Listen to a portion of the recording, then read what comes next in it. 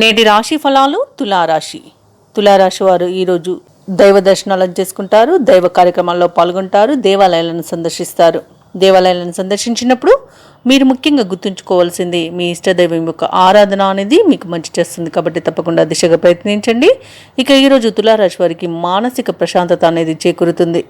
అలాగే ఏవైతే ఆలోచనలు చేస్తున్నారో వాటికి ఈరోజు అమలు చేయగలుగుతారు.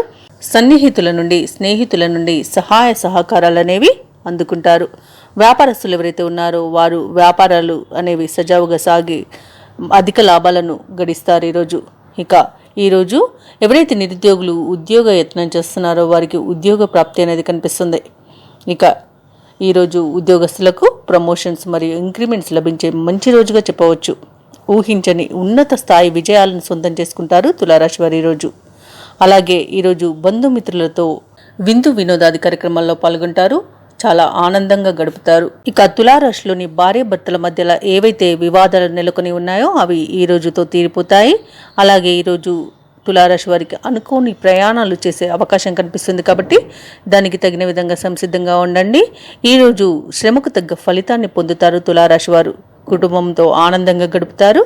అలాగే ఆదాయం అనేది తగిన విధంగా సమకూరి అన్ని విధాలుగా కలిసి వస్తుంది. మొత్తంగా చూసుకుంటే తులారాశి వారికి అదృష్ట యోగం అనేది ఉంది. ధన, ధాన్య, విద్య, ఉద్యోగ, వ్యాపారాలలో అత్యంత లాభాలను గడించే అవకాశాలు కనిపిస్తున్నవి.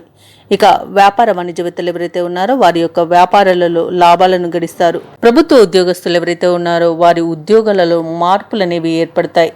ఇక చిత్ర పరిశ్రమ వారు, క్రీడాకారులు ఎవరైతే ఉన్నారో వారికి ఈరోజు తగిన గుర్తింపు అనేది లభిస్తుంది. ఇక విద్యార్థులు ఎవరైతే ఉన్నారో వారు ఈరోజు అనుకున్న ఫలితాలను సాధించగలుగుతారు. ముఖ్యంగా తులారాశిలోని మహిళలకి కుటుంబ సభ్యుల సహకారం అనేది లభిస్తుంది. అన్ని విధాలుగా వీరికి విజయ పరంపర అనేది కొనసాగుతుంది. ఇక తులారాశి వారికి అదృష్ట రంగులు లేత పసుపు మరియు గులాబీ. ప్రతికూలమైన రంగు ఆకుపచ్చ. అదృష్ట సంఖ్య 8. ఈరోజు తులారాశి వారు విష్ణు ధ్యానం చేయడం వలన మంచి శుభ ఫలితాలను పొందుతారు. అలాగే పనులలో వచ్చే ఆటంకాలని తొలగించుకోగలుగుతారు. ఈ వీడియో నచ్చినట్లయితే లైక్ చేయండి, షేర్ చేయండి, అలాగే సబ్స్క్రైబ్ చేయడం అస్సలు మర్చిపోవద్దు. అంతా శుభమే జరుగుతుంది.